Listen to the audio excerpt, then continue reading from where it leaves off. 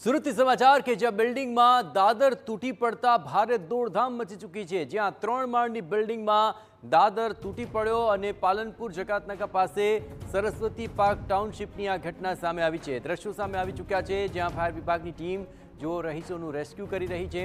Fire વિભાગે 19 લોકોને સુરક્ષિત રીતે નીચે ઉતાર્યા હતા।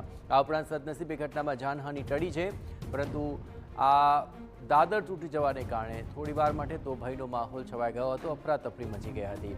ફાયર વિભાગને જાણ કરતાની સાથે જ તેઓ ત્યાં પહોંચ્યા હતા અને આપ જુઓ લોકોને રેસ્ક્યુ કરવા માટે કેટલી જહેમત ફાયર વિભાગની ટીમ ઉઠાવી રહી છે।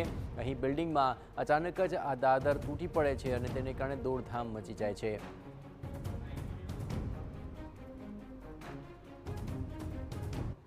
જીબીના વાયર રૂપ નીચે હોય જેથી હાઇડ્રોલિક પ્લેટફોર્મથી રેસ્ક્યુ શક્ય ન બનતા મેન્યુઅલી લેડર્સ લગાવીને ગ્રાઉન્ડ પ્લસ 3 માળની બિલ્ડિંગ છે એના બીજા બ્લોકમાંથી 11 માણસોને ઉતારવામાં આવ્યા છે। પાછળના ભાગે બિલ્ડિંગના પાછળથી અને આગળના ભાગેથી 8 માણસો મળીને ટોટલ 19 માણસને રેસ્ક્યુ કરવામાં આવ્યા છે। બિલ્ડિંગમાં દાદર તૂટી પડી અને તેને કારણે જુઓ પરિસ્થિતિ કેવી સર્જાય છે કે નીચે ઉતરવું જ મુશ્કેલ બની ગયું અને 3 માળની આ બિલ્ડિંગમાં અચાનક જ આખો દાદર ધરાશયી થયો અને તેને કારણે આ બિલ્ડિંગમાં રહેલા લોકોને સુરક્ષિત રીતે બહાર કાઢવાની ફરજ પડી।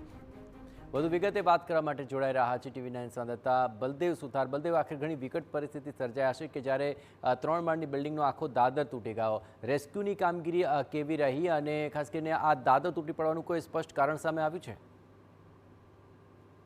પાલનપુર જકાતનાકાની જે ઘટના સામે આવી છે તે એક સૌથી મોટી ઘટના કહી શકાય, પણ સદનસીબે કોઈ જાનહાનિના જે ઘટનાની અંદર કોઈ મેસેજ નથી। પણ મહત્વની વસ્તુ એ છે કે આ જે 3 માળની જે બિલ્ડિંગ હતી તે બિલ્ડિંગના જે ગેલેરીનો ભાગ અને દાદરનો ભાગ અચાનક જ છેલ્લા ઘણા સમયથી જર્જરિત હોવાના કારણે આજે સાંજના સમયે જે બેસી ગયો હતો ને તેના કારણે મોટી દુર્ઘટના થતા રહી ગઈ હતી।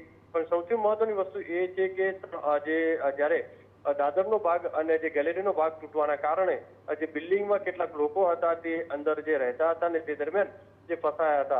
તાત્કાલિક આ બાબતે ફાયર વિભાગને જાણ કરતા તાત્કાલિક ફાયર વિભાગની અલગ અલગ ટીમો જે ઘટના સ્થળે પહોંચી હતી અને જે 16 થી વધુ લોકો જે અંદર જે ફસાયા હતા તેમને જે ક્રેન મારફતે એટલે કહી શકાય છે કે જે ફાયરના જવાનો દ્વારા સીડી મારફતે તમામ લોકોને સહી સલામત રીતે નીચે ઉતારી દેવામાં આવ્યા હતા। પણ મહત્વની વસ્તુ એ પણ છે કે છેલ્લા ઘણા સમયથી આજે જર્જરિત હોવાના કારણે આજે દાદરનો ભાગ છે તે તૂટી પડ્યો હોવાની પ્રાથમિક માહિતી મળી રહી છે। હાલમાં આ બાબતે ફાયર વિભાગ તપાસ કરી રહી છે। જી બિલકુલ બલદેવ, તમામ ગતિવિધિઓ પર આપ નજર રાખતા રહેજો। તો આ બંને તસવીરો આપ જુઓ કે જ્યાં અચાનક જ આ 3 માળની બિલ્ડિંગની અંદર દાદરનો ભાગ તૂટી પડ્યો અને ત્યારબાદ લોકોને રેસ્ક્યુ કરવાની ફરજ પડી ગઈ।